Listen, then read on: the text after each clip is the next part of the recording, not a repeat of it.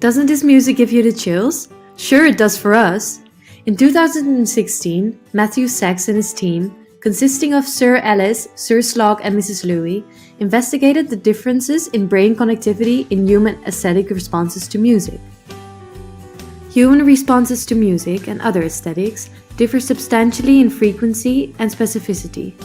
Aesthetic responses through engagement with arts have been proven to activate the same reward systems in the brain as those relevant for survival.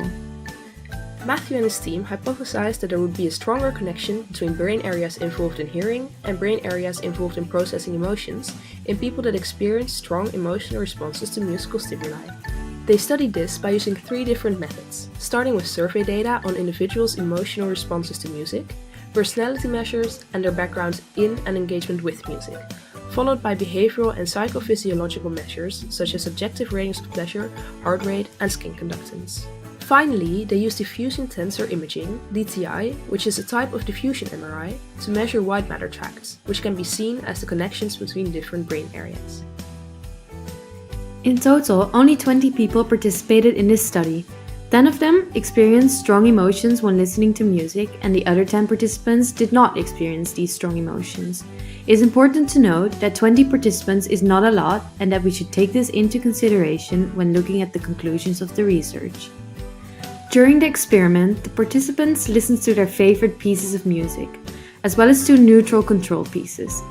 They used DTI to measure the differences in connectivity between the brains of the different experimental groups. As we can see in the bar chart, tract volume of people that emotionally respond to music was significantly higher in both the left and the right half of the brain. This tract volume represents the strength and amount of connections between the brain areas mentioned earlier. This effect is increased the more frequently a person experiences chills in response to aesthetic musical stimuli. The societal relevance of the study are the implications for individual differences in behavior as a result of differences in white matter bundles. For instance, higher white matter volume has been observed in people with high emotional empathy, whereas lower white matter connectivity was found in people with social-emotional impairments, such as autism, schizophrenia, and mood disorders. The limitation of this study is the generalizability to other aesthetic stimuli. It is unknown whether the same effect on white matter connectivity will be found in visual arts, dance, poetry, or architecture. However, this study has given an important insight into the interface between emotional responses and communication systems within the human brain.